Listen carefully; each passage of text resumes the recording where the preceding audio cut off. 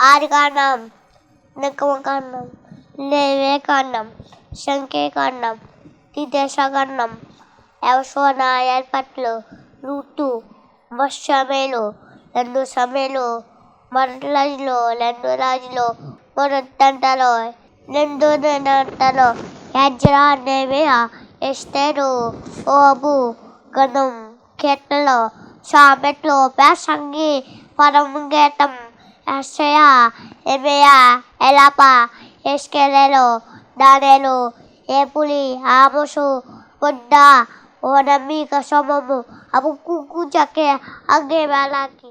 యెహోవా నా బలమా, యథార్థమైనది నీ మార్గం, పరిపూర్ణమైనది నీ మార్గం. యెహోవా నా శత్రువులు నన్ను చుట్టినను, నరకపు పాశములరికట్టినను. నా శత్రువులు నన్ను చుట్టినను, నరకపు పాశములరికట్టినను. వరద వలె భక్తిహీనులు పొర్లిన్, వరద వలె భక్తిహీనులు పొర్లిన్.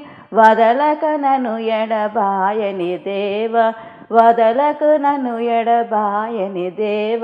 యెహోవా నా బలమా, యథార్థమైనది నీ మార్గం, పరిపూర్ణమైనది నీ మార్గం. యెహోవా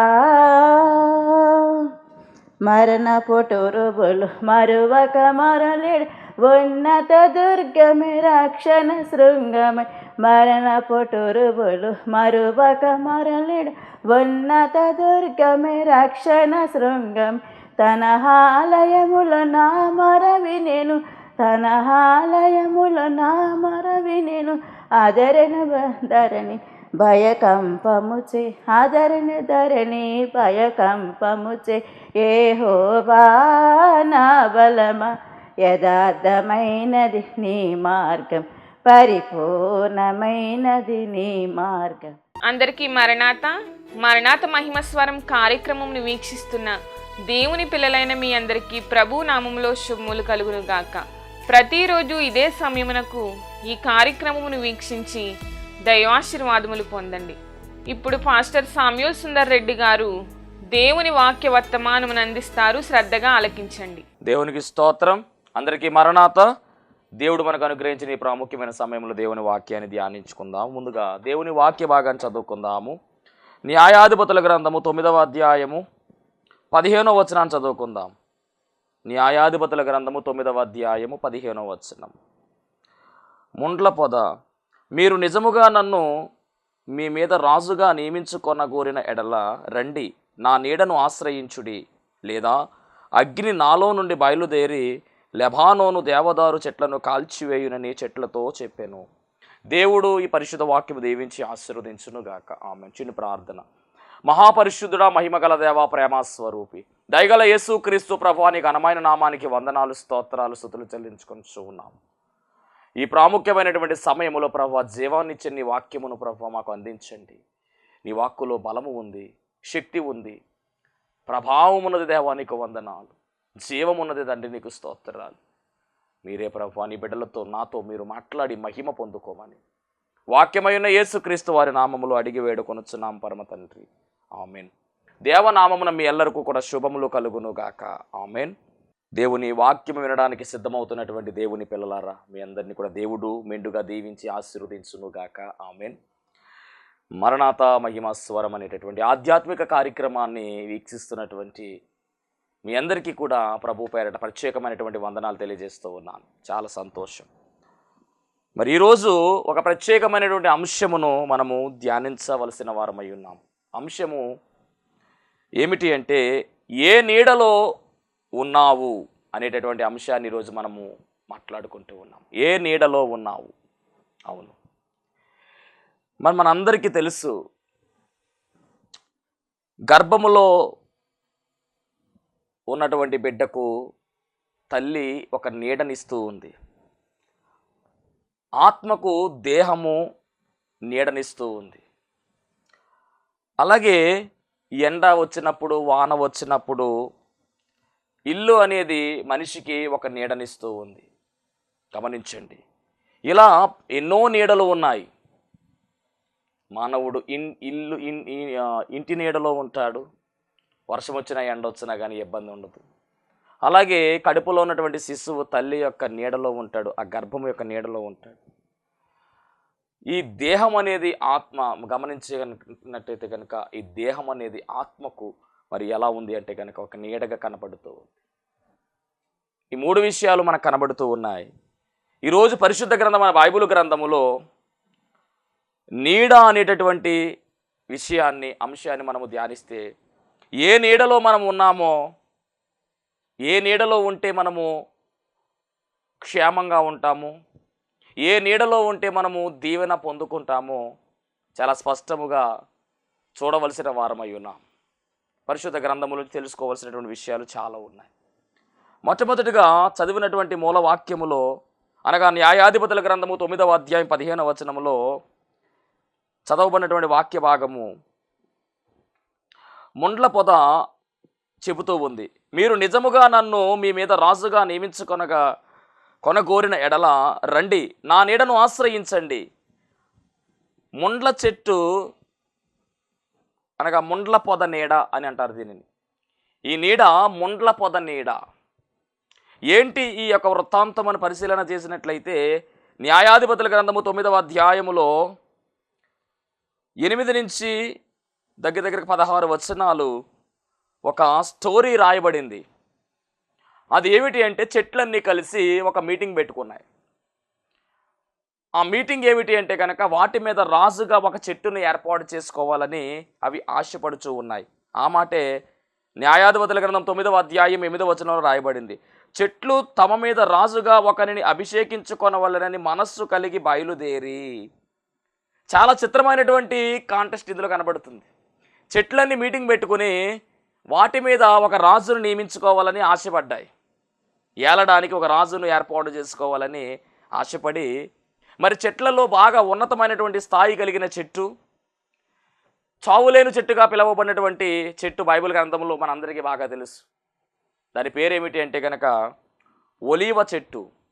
ఈ చెట్లన్నీ కలిసి ఒలీవ చెట్టు దగ్గరికి వెళ్ళాయి. మొట్టమొదటిగా ఒలీవ చెట్టు దగ్గరికి వెళ్ళి అంటున్న మాట ఏమిటంటే, ఒలీవ చెట్టును అడుగుతూ ఉన్నాయి, నువ్వు మా మీద రాజుగా ఉంటావా అని అడిగితే, అప్పుడు ఒలీవ చెట్టు మీ మీద నేను రాజుగా ఉంటాను అని చెప్పకుండా ఏమంటుందంటే, దేవునిని మానవులను దేని వలన నరులు సన్మానించుదురో ఆ నా తైలము నీయక చెట్ల మీద రాజునయ్యుండి ఇటు అటు ఊగుటకు నేను వచ్చేదన్నా అని వాటితో నేను, నాకు రాజు పదవి వద్దు, నా పని ఏమిటంటే దేవుణ్ణి నరులను మానవులను సంతోషపెట్టేటటువంటి తైలము ఇవ్వడమే నా పని అయి ఉన్నది.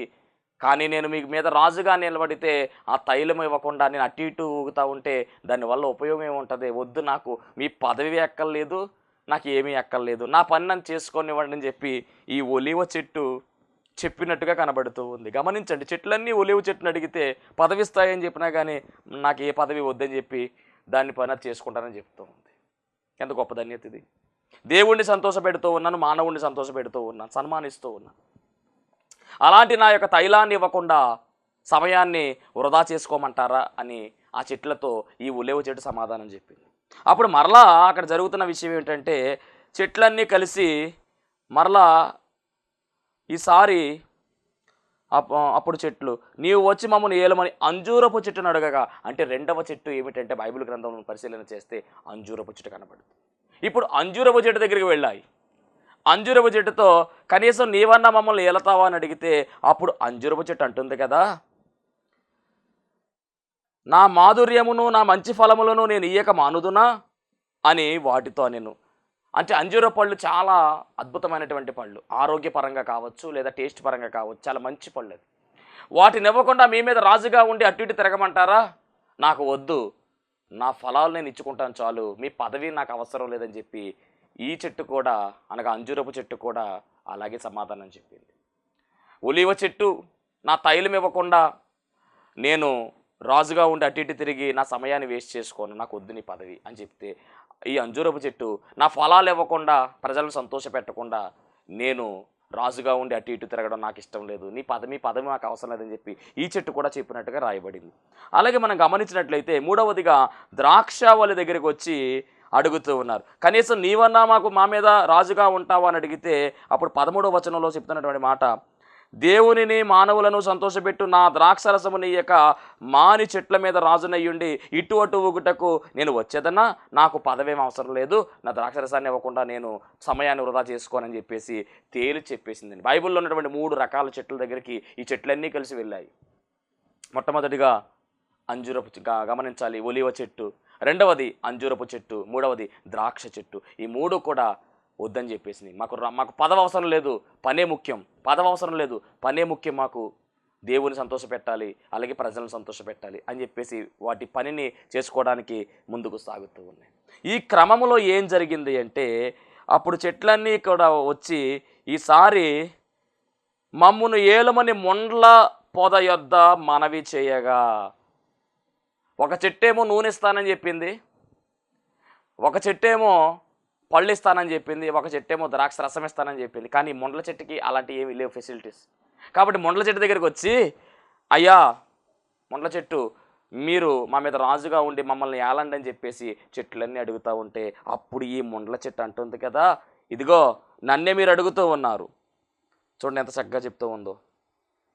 మొండ్ల పొద, మీరు నిజముగా నన్ను మీ మీద రాజుగా నియమించుకొన కోరిన ఎడల రండి, ఎస్ రండి. అదే ఆ 3 చెట్లు కూడా మేము పరిపాలించాం, మాకు వద్దు అని చెప్తూ ఉంటే ఈ చెట్టు అయితే రండి అని ఆహ్వానిస్తుంది. ముండ్ల చెట్టు ఆహ్వానిస్తుంది, ఆ ముళ్ళ పొద ఆహ్వానిస్తూ ఉంది. గమనించండి, ముళ్ళ పొద ఆహ్వానం బాగానే ఉంది, కానీ తర్వాత దానివల్ల చాలా ప్రమాదం ఉంది. ఆ ముళ్ళ వల్ల చాలా ప్రమాదం ఉంది, గుచ్చుకునే అవకాశం ఉంది, గాయము చేసే అవకాశం ఉంది. చాలా లోతైనటువంటి మర్మము ఈ కాన్సెప్ట్లో కనబడుతూ ఉంది. అన్ని చెట్లకు కాదండి ముళ్ళ చెట్టు. తర్వాత ఏమవుతుందంటే ముందు బాగానే ఆహ్వానించింది, కానీ తర్వాత ఆ ముండ్ల వల్ల చాలా ప్రమాదం ఉంది. ఆ ముళ్ళు ఖచ్చితంగా ఏమవుతాయంటే కనుక గుచ్చుకునే ప్రమాదం ఉంది. గాయము చేసే తత్వము ఆ చెట్టుకు ఉంది. గాలి వేసినప్పుడు కావచ్చు, లేదా ఆ కొమ్మ విరిగినప్పుడు కావచ్చు, చాలా ప్రమాదమే ఉంది. అంటే కరుకుతనము కలిగినటువంటి చెట్టు ముళ్ళ చెట్టు అయి ఉన్నది. కాబట్టి మరి అలాంటి చెట్టు నీడ అంత మంచిది కాదు, ముళ్ళు రాలితే తొక్కితే గుచ్చుకుంటాయి, మనందరికీ తెలుసు బాగా. అలాగే మరి ఈ చెట్టు వల్ల, ఈ నీడ వల్ల ఎలాంటి ఉపయోగం లేదనే విషయాన్ని కూడా మనం గమనించాలి. చెట్లన్నీ కలిసి ముండ్ల పొదను మనవి చేయగా రండి నీడను ఆశ్రయించండి అని చెబుతూ ఉంది. గమనించండి, దీంట్లో ఉన్నటువంటి ఆంతరార్థం ఏమిటంటే కనుక ఇది శరీరేచ్ఛలు ఆకర్షణీయమైన కోరికలు కలిగినటువంటి నీడ. శరీరేచ్ఛలు ఆకర్షణమైన కోరికలు కలిగిన నీడ. ఈ నీడ మొదట ఎలా ఉంటుందంటే ఆకర్షణలో చాలా బాగుంటుంది, తదుపరి మనకు మిగిల్చేది ఆవేదన, బాధ అనే విషయాన్ని కూడా తెలియజేస్తున్నాం. ముండ్ల చెట్టు ఏ విధంగా అయితే ఆహ్వానించిన తర్వాత గాయపరుస్తుందో, అలాగే మానవ కోరికలు, మానవ శరీరేచ్ఛలు కూడా అలాంటివే. శరీరేచ్ఛ మొదట్లో బాగానే ఉంటుంది, తర్వాత ఏమవుతుందంటే శరీరాన్ని పాడు చేస్తుంది. కాబట్టి చాలా జాగ్రత్త. మీ దేహము దేవుని ఆలయమై ఉన్నది, మీ దేహాన్ని పవిత్రపరచుకోవాలి, జాగ్రత్తగా కాపాడుకోవాలి, పరిశుద్ధంగా కాపాడుకోవాలి. ఇది మన బాధ్యత అయి ఉన్నదని దేవుని పనివానిగా తెలియజేస్తూ ఉన్నాను. దేవునికి మహిమ కలుగును గాక. కాబట్టి ముండ్ల పొద నీడలాంటి మరి ఆ యొక్క నీడలో మీరు ఉంటున్నారేమో, జాగ్రత్త, వద్దు. ముండ్ల పొద లాంటి నీడలో మీరు ఉన్నట్లయితే కనుక అది ప్రమాదమే. కాబట్టి మరి ఏ నీడలో మనం ఉండాలి? ఈ ముండ్ల పొద నీడ ఎలాంటిదంటే కనుక మరి ముండ్లు గుచ్చుకొని గాయపరిచేటటువంటి తత్వము కలిగినటువంటి నీడ, సురక్షితమైనటువంటి నీడ కాదు, సెదతీరే నీడ కాదు. ఇది ఎప్పటికైనా ప్రమాదం పొంచి ఉంది. కాబట్టి శరీరేచ్ఛలైనటువంటి నీడ, శరీరేచ్ఛలు అనేటటువంటివి లేదా ఆకర్షణీయమైనటువంటి కోరికలు అనేటటువంటి నీడలో మనం ఉంటున్నామేమో, జాగ్రత్త. శరీర క్రియలను నశింప చేసుకోవాలి, శరీర క్రియలను విడిచిపెట్టాలి, శరీరేచ్ఛలను విడిచిపెట్టాలి. శరీరేచ్ఛలు విడిచిపెట్టి మనము దేవుని కలిగిన వారమై ఆత్మ కార్యాలు జరిగించే వారముగా, ఆత్మీయమైనటువంటి వారముగా మనం మార్చబడాలి. శరీర కార్యాలు, శరీర క్రియలు చంపేవలసిన వారమై ఉన్నాము. శరీరేచ్ఛలకు మనము పులి స్టాప్ పెట్టవలసిన వారమై ఉన్నాము. ఈ నీడ, ముళ్ళ పొద నీడ శరీరేచ్ఛలను సూచిస్తూ ఉంది. కాబట్టి ఈ నీడ వల్ల మనకు ఉపయోగం లేదు, గాయములు అవుతాయి కనుక జాగ్రత్తగా ఉండాలి. ఇక రెండవ నీడ ఏమిటి అంటే కనుక యోనా గ్రంథములో రాయబడినటువంటి నీడ. ఈ నీడ సొర చెట్టు నీడ. ఈ సొర చెట్టు నీడ ఎలాంటిదంటే శాశ్వత కాలం ఉండే నీడ కాదు, ఇది తాత్కాలికం ఉండేటటువంటి నీడ. ఇది సొర చెట్టు నీడ. దేవునికి మహిమ కలుగునుగాక.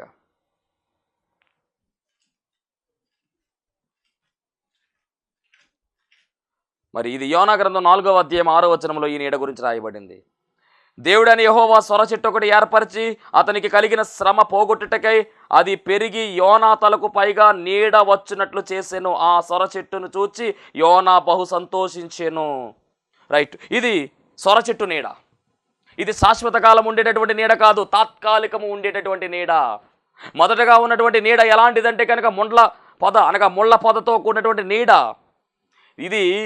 దీనివల్ల గాయములు ఏర్పడతాయి, శరీరము గాయపరచబడుతుంది, సూటుపోటు మాటలు ఉంటాయి ఆ నీడలో. ఆ నీడ కూడా మనకు పనిచేయదు. ఇది రెండవ నీడ, సొర చెట్టు నీడ. ఇది తాత్కాలం ఉండే నీడ కాదు, శాశ్వతం ఉండే నీడ కాదు. ఇది గమనించాలి, తాత్కాలికంగా ఉండేటటువంటి నీడ.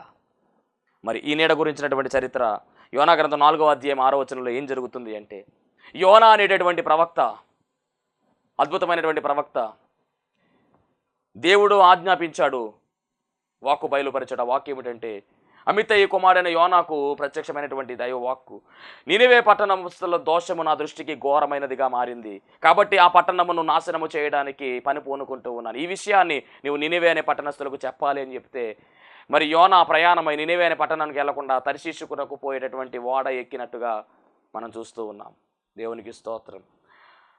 తర్షీషు పట్టణమునకు పారిపోవాలని యోనా యొప్పేకు పోయి తర్షీషునకు అనే పట్టణము వెళ్ళేటటువంటి ఓడ ఎక్కేశాడు. ఎక్కిన తర్వాత దేవుని కార్యము మీ అందరికీ తెలిసినటువంటి మాటే. సముద్రములో అలజడి రేగింది, తుఫాను మొదలయ్యింది. ఏటి తుఫాను గల కారణం ఏంటి అని ఆలోచన చేస్తూ ఉంటే మొత్తానికి చీట్లు వేశారు, యోనా పేరు వచ్చింది.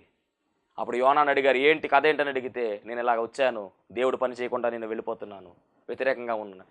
అయితే ఏం చేయాలంటే నన్ను ఈత సముద్రంలో పడినట్టు ఈత సముద్రంలో పడేస్తారు. అలా పడవేసిన వెంటనే ఒక మత్స్యం వచ్చి ఒక పెద్ద చేప యోనాను మిరిగినట్టుగా, యోనా ఆ చేప కడుపులో ఉన్నట్టుగా, తర్వాత మరలా ఆయన చేప కడుపులో ఉండి 2వ అధ్యాయంలో చాలా పెద్ద ప్రార్థన, ఉపద్రవంలో ఉన్నటువంటి ప్రార్థన, పాతాళములో ఉన్నానయ్యా నేను, నన్ను విడిపించు అని ఎలుగెత్తి ప్రార్థన చేసినట్టుగా రాయబడింది. అప్పుడు 3వ అధ్యాయం అసలులోకి ఆ చేప వచ్చి యోనాను ఒడ్డు మీద కక్కేసింది. అప్పుడు మరలా దేవుని వాక్కు వచ్చి, ఇప్పుడు నినివే పట్టణానికి వెళ్ళాలి, నువ్వు ప్రకటించాలి, రాబోతున్న ఉగ్రత గురించి చెప్పాలి వారికి అని చెప్తే, అప్పుడు యోనా ప్రయాణమై నినివే పట్టణస్థులకు మరి ఆ వార్త తెలియజేయగా, నినివే పట్టణస్థులందరూ కూడా కన్నీరు మున్నీరుగా ప్రార్థన చేయడం మొదలుపెట్టారు, ఉపవాసం ఉన్నారు. రాజు మొదలుకొని పనివారు వరకు గోనె పట్టగట్టుకుని బూడిదలో కూర్చుని పశ్చాత్తాప హృదయముతో పశువులకు గడ్డి వేయడం మానేశారు, నీళ్లు పెట్టడం మానేశారు. మొత్తం భూ ప్రాంతం అంతా కూడా ఉపవాసంతో విలవిల్లాడుతూ ప్రార్థన చేస్తూ ఉన్నారు. దేవుడు వారి యొక్క ప్రార్థన అంగీకరించాడు, వారి యొక్క మనవి అంగీకరించాడు. వెంటనే రప్పిస్తానన్న ఉగ్రతను దేవుడు మార్చివేశాడు, ఉగ్రతను తీసివేశాడు, దీవెనగా మార్చివేశాడు. ఇదంతా కూడా యోనా చూచాడు.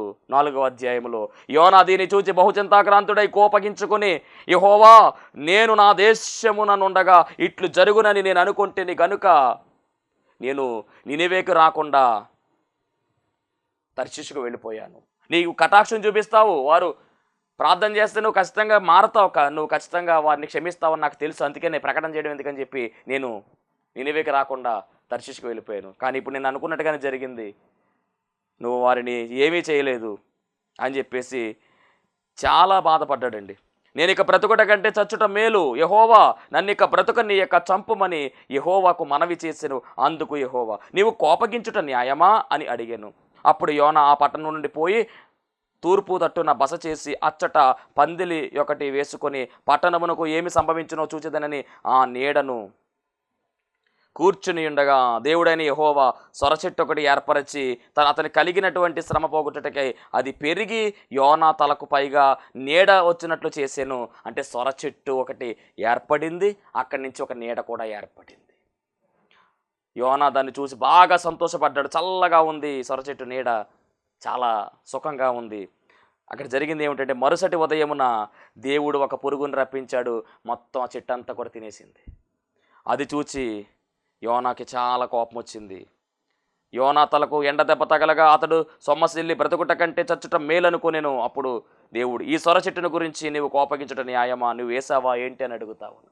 అంటే ఈ నీడ ఎలాంటి నీడ అంటే కనుక శాశ్వతం ఉండేటటువంటి నీడ కాదు, తాత్కాలికంగా ఉండే నీడ. ఈ నీడ ద్వారా దేవుడు మనకు నేర్పిస్తున్న పాఠం ఏమిటి? యోనా ఒకరోజు ఆ నీడలో ఉన్నాడు, తర్వాత రోజు నీడలో ఉండడానికి అవకాశం లేదు, ఎందుకంటే పురుగు వచ్చింది, ఆ యొక్క చెట్టు అంతా కూడా తినేసింది. మరలా ఎండ తగులుతూ ఉంది, ఇబ్బంది పడుతూ ఉన్నాడు. ముందు రోజు నీడ వచ్చినప్పుడైతే చాలా అద్భుతంగా ఉంది, చాలా చల్లగా ఉంది, చాలా ఆనందపడ్డాడు. అలాగే మన జీవితంలో కూడా ఈ రెండవది సొరచెట్టు నీడ ఎలాంటిదంటే బంధుమిత్రులు, అలాగే శరీర బాంధవ్యులు అన్నీ కూడా ఈ నీడ గుర్తుగా ఉన్నాయి. బంధుమిత్రులు శాశ్వత కాలం ఉండేవారు కాదు వాళ్ళు. బంధువులు, అలాగే మిత్రులు, శరీర బాంధవ్యాలు, మన బంధుత్వాలు ఇవి కూడా శాశ్వతమైనవి కాదు. కొంతకాలం మాత్రమే ఉంటారు. ఎవరైనా కొంతకాలమే ఉంటారు. ఎల్లకాలం ఉండడానికి వీలు లేదు. ఎందుకంటే ఎవరు ఎప్పుడు వెళ్ళిపోతామో ఎవరికీ తెలియదు. నరునాయన ప్రాయం వంటిది, నీటి బుడగ లాంటిది, త్రాసు మీద దుమ్ము లాంటిది నరుని ఆయువు అని చెప్పి రాయబడింది బైబిల్లో. కాబట్టి గమనించవలసిన మాట ఏమిటంటే ఈ నీడ ఎలాంటిది, సొరచెట్టు ఎలాంటిదంటే ఒక రోజు ఉంటే ఒకరోజు ఎండిపోయినట్టుగా. బంధుత్వాలు అనేటటువంటివి, బంధుమిత్రులు, అలాగే చుట్టాలు వీరందరూ కూడా శాశ్వతం ఉండేవారు కాదు. ఈ నీడలో కూడా మరి శాశ్వతము లేదు, అశాశ్వతమైన నీడ అనే విషయాన్ని కూడా ఈ సొరచెట్టు ద్వారా మనకు దేవుడు నేర్పిస్తూ ఉన్నాడు. అవును, దేవుని మహిమ కలుగునుగాక. ఎంత బంధుత్వాలు ఉన్నప్పటికీ కూడా మరణం వచ్చింది అంటే కనుక అవన్నీ కూడా విడిచిపెట్టవలసిందే. బంధాలన్నీ కూడా తెగిపోతాయి అనే విషయాన్ని కూడా మరి ఈ చెట్టు నీడ ద్వారా మనకు అర్థమవుతుంది. ముందుగా ముళ్ళపొద నీడ ఎప్పుడు గుచ్చుకుంటానే బాధిస్తూనే ఉంటుంది ఆ నీడ. ఇక్కడ సొరచెట్టు నీడ మొదట్లో బాగానే ఉంది, తర్వాత బాధ వచ్చింది. అంటే శాశ్వతముగా ఉండేటటువంటి నీడ కాదు, సంతోషాన్ని ఇచ్చే నీడ అయితే కాదు. ఇక మూడవ నీడ ఏమిటి అంటే కనుక బదరీ వృక్షము నీడ. మొదటి రాజుల గ్రంథం 19వ అధ్యాయము 4వ వచనంలో చెప్పబడినటువంటి నీడ. మొదటి రాజుల గ్రంథము 19వ అధ్యాయం 4వ వచనంలో రాయబడినటువంటి నీడ. ఇది ఎలాంటిది అంటే కనుక బదరీ వృక్షము అనేటటువంటి నీడ. దేవునికి మహిమ కలుగునుగాక. మొదటి రాజుల 19:4లో ఏలియా అనేటటువంటి దైవజనుడు గొప్ప పరిచర్య చేసినటువంటి దైవజనుడు, దేవుని కొరకు రోషముగా నిలబడినటువంటి వ్యక్తి. ఈయన 850 మంది బయలు ప్రవక్తలను, అబద్ధ ప్రవక్తలను గెలిచి గొప్ప విజయాన్ని సంపాదించుకున్నటువంటి వ్యక్తి. ఇలాంటి వ్యక్తి వారిని చంపిన తరువాత యెజబేలు అనేటటువంటి ఆవిడ ఈయన బెదిరించినట్టుగా ఆమెకు భయపడి బదరీ వృక్షం కిందకు వెళ్ళి ఆయన బాధపడతా ఉంటాడు. ఈ వృక్షము నీడలో ఆయన ఉన్నట్టుగా రాయబడింది బైబిల్ గ్రంథంలో. చూద్దాం 19వ అధ్యాయము మొదటి రాజుల గ్రంథం 19వ అధ్యాయంలో రాయబడినటువంటి మాట 4వ వచనం చదువుతున్నా. 4వ వచనం. తాను ఒక దిన ప్రయాణం అరణ్యములోనికి పోయి ఒక బదరీ వృక్షం కింద కూర్చుండి మరణాపేక్ష గలవాడ యెహోవా, నా పితరుల కంటే నేను ఎక్కువ వాడను కాను, ఎంత మట్టుకు చాలును, నా ప్రాణము తీసుకునమని అతనికి ప్రార్థన చేసెను. చూడండి, ఈ చెట్టు నీడ ఎలాంటిది అంటే కనుక ధైర్యము ఉన్నది, కానీ ధైర్యముగా 850 మంది ప్రవక్తలను చంపాడు. కానీ ఈ చెట్టు నీడ దగ్గర కూర్చున్న తర్వాత ఒక పిరికితనం వచ్చేసింది ఆయనకు. ఆ పిరికితనం వల్ల అంటున్నాడు కదా, ఇక నన్ను తీసుకెళ్ళిపో, నేను ఉండనిక అంటే. ఈ యొక్క నీడ ఎలాంటిదంటే, బదరీ వృక్షం నీడ ఎలాంటిదంటే కనుక పిరికితనాన్ని కలిగించే నీడ. మన జీవితంలో కూడా ఇలాంటి నీడలు ఉన్నాయి, పిరికితనాన్ని కలిగిస్తాయి. లేదు, ఇంద్రియ నిగ్రహం కలిగినటువంటి ఆత్మను దేవుడు మనకిచ్చాడు. ధైర్యముగా నిలబడాలి, పరిగెత్తాలి. అప్పుడు దాకా రోషం కలిగినటువంటి ప్రవక్త పరిగెత్తాడు. కానీ ఎప్పుడైతే ఈ నీడ కూర్చున్నాడో వెంటనే పిరికితనం వచ్చింది. ఒక్కో సందర్భంలో మన జీవితంలో కూడా పిరికితనం వస్తూ ఉంది. ఆ సమయంలో మనము ఇలాంటి బదరీ వృక్షము నీడను ఆశ్రయించేమేమో జాగ్రత్త. మొదటగా ముళ్ళపొద నీడ, దానివల్ల ఉపయోగం లేదు. సొరచెట్టు నీడ, దానివల్ల ఉపయోగం లేదు. బదరీ వృక్షం నీడ, దానివల్ల ఉపయోగం లేదు. కానీ ఏ నీడ మనం ఆశ్రయించాలంటే ఆఖరిగా జలధర వృక్షము యొక్క నీడను మనం ఆశ్రయించాలి. ఈ జలధర వృక్షము యొక్క నీడ మనకు ఆశ్రయమై ఉన్నదనే విషయాన్ని కూడా గమనించాలి. పరమగీత గ్రంథం 2వ అధ్యాయం 3వ వచనము. అడవి వృక్షములో జలధర వృక్షం ఎట్లున్నదో పురుషులలో నా ప్రియుడు అట్లున్నాడు. ఆనందభరితనై నేను అతని నీడను కూర్చుంటిని, అతని ఫలము నా జిహ్వకు మధురము. అంటే మనం ఆశ్రయించవలసిన నీడ ఏమిటి అంటే జలధర వృక్షము నీడ. జలధర వృక్షము అనగానే గమనించాలి, యాపిల్ ట్రీ. జలధర వృక్షము ఎవరితో పోల్చబడింది? పరమగీత గ్రంథములో మనం గమనించినట్లయితే యేసుక్రీస్తు ప్రభువారితో పోల్చబడింది. అవును, ఈ ప్రపంచంలో మనము ఏ నీడను ఆశ్రయించాలి అంటే యేసుక్రీస్తు ప్రభు అనే నీడను మనం ఆశ్రయించవలసిన వారమై ఉన్నాము. ఎందుకంటే ఆయనే మన ఆశ్రయ దుర్గముగా ఉన్నాడు, మన విమోచకుడుగా ఉన్నాడు, మన రక్షకుడుగా ఉన్నాడు, మనలను ఆదరించేవాడుగా ఉన్నాడు, ప్రార్థనకు జవాబిచ్చేవాడుగా ఉన్నాడు, మనల్ని దీవించేవాడుగా ఉన్నాడు, నడిపించేవాడుగా ఉన్నాడు, పోషించేవాడుగా ఉన్నాడు, లాలించేవాడుగా ఉన్నాడు. కష్టం వచ్చినప్పటికీ, బాధ వచ్చినప్పటికీ నేను నీకు తోడుగా ఉన్నాను, భయపడకుము అనేటటువంటి గొప్ప ఆదరణ ఇచ్చేటటువంటి వాడుగా ఆయన కనబడుతూ ఉన్నాడు. ఈ నీడ ఎవరిది అంటే జలధర వృక్షం యొక్క నీడ. దేవుని మహిమ కలుగును గాక. ఎంత అద్భుతం అంటే, మనం శ్రమలో ఉండగా మనల్ని తప్పించడానికి చక్కని మాటలు ఇచ్చి మనను బలపరిచేవాడుగా, పిరికితనం కలుగుతున్నప్పుడు మంచి బోధకుడుగా ఆయన ఉన్నాడు. అలాగే అపరిశుద్ధులుగా ఉన్నటువంటి మనకు పరిశుద్ధత ఇచ్చేవాడుగా ఉన్నాడు. మన జీవితంలో అద్భుత ఆశ్చర్య కార్యాలు జరిగించేటటువంటి వాడుగా ఉన్నాడు ఆయన. అంత మాత్రమే కాదు, సాత్వికుడుగా ఉన్నాడు. నీడ, వృక్షం యొక్క నీడ, మరి మనము కూడా ఆయన నీడలో ఉండాలి. శ్రమలు శోధనలు వచ్చినప్పుడు నీడ కావాలి అంటూ వెళ్తాం.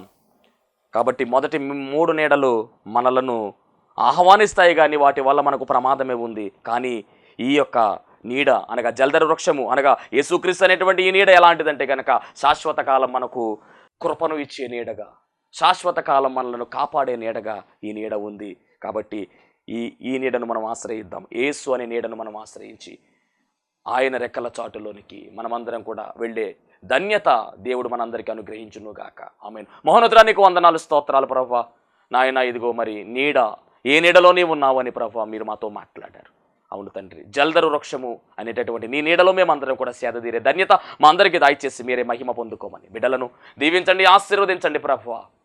తండ్రి, బలహీనతల వైపు కాదు తండ్రి, నీ బలం వైపు చూడడానికి, శత్రువుల వైపు కాదు ప్రభువా. నాయన, ఇదిగో తండ్రి, మిత్రుడిగా ఉన్న నిన్ను నీ వైపు చూసి ప్రార్థించే ధన్యత ప్రతి ఒక్క బిడ్డకు దయచేసి మహిమ మీరు పొందుకోమని యేసు నామములో అడుగుచున్నాం పరమ తండ్రి. ఆమేన్. అందరికీ మరణాత. దేవునికి స్తోత్రం. అందరికీ వందన మరణాత తెలియజేస్తున్నాను. మరణాత మహిమస్వరం అనే ఆధ్యాత్మిక కార్యక్రమాన్ని వీక్షిస్తున్న మీ అందరికీ కూడా మరొక పర్యాయము ప్రభు పేర వందన మరణాత తెలియజేస్తూ ఉన్నాను. మరి ఈ కార్యక్రమము ఎంతో ఆశీర్వాదంగా ఉందని, ఈ కార్యక్రమం ద్వారా ఎన్నో మేలు పొందుకున్నామని మరి మీరు అందరూ కూడా ఫోన్ కాల్ చేస్తూ ఉన్నారు. చాలా సంతోషము. ఎన్నో అద్భుత ఆశ్చర్యకార్యాలు దేవాదేవుడు ఈ కార్యక్రమం ద్వారా జరిగిస్తూ ఉన్నారు. దేవుని నామమునికి మహిమ కలుగునుగాక. మరి మీరు చూస్తున్నటువంటి ఈ యొక్క షెడ్ గురించి గతంలో మీకు చెప్పడం జరిగింది. యజమానుడు మరి దీన్ని బేరం పెట్టారని చెప్పేసి, దీన్ని తీసుకుంటే ఇక్కడ ఆరాధన జరుగుతుంది, లేకపోతే మనం బయటికి వెళ్ళాలనేటువంటి పరిస్థితిని మీకు చెప్పినందుకు చాలామంది మరి సహకరించారు. కొంతమంది మరి అమౌంట్ పంపించడం జరిగింది, అలాగే ప్రార్థన చేయడం జరిగింది. దేవుని మహాకృపను బట్టి పంపించినటువంటి కొంత అమౌంట్ మరి యజమానుడికి కట్టడం జరిగింది. ఇంకా చాలా అమౌంట్ మనము వారికి ఇవ్వాల్సి ఉంది. కనుక మరి ఈ కార్యక్రమాన్ని వీక్షిస్తున్నటువంటి మీకు ఎవరికైనా కనుక ప్రేరేపణ కలిగినట్లయితే కనుక మరి మీ వంతు సహకారాన్ని అందించండి. ఈ దేన సేవకునికి మీ యొక్క సహకారం అందించి ఈ సేవను మరి ముందుకు వెళ్ళేలాగా సహకరించవలసిందిగా ప్రభు పేరు తెలియజేస్తూ ఉన్నాను. మీకు ఎవరికైనా కనుక మరి ప్రేరేపణ కలిగినట్లయితే కనుక స్క్రీన్ మీద కనపడుతున్నటువంటి ఆ నెంబర్కి ఫోన్పే చేయండి, లేదా ఫోన్ చేసినట్లయితే కనుక నేనే స్వయంగా మాట్లాడతాను. మీ సహకారాన్ని అందించండి. ప్రభు పనిలో మీరు కూడా పాలి భాగస్తులు కావాల్సిందిగా ప్రభు పేరు తెలియజేస్తున్నాను. అందరికీ మరణాత.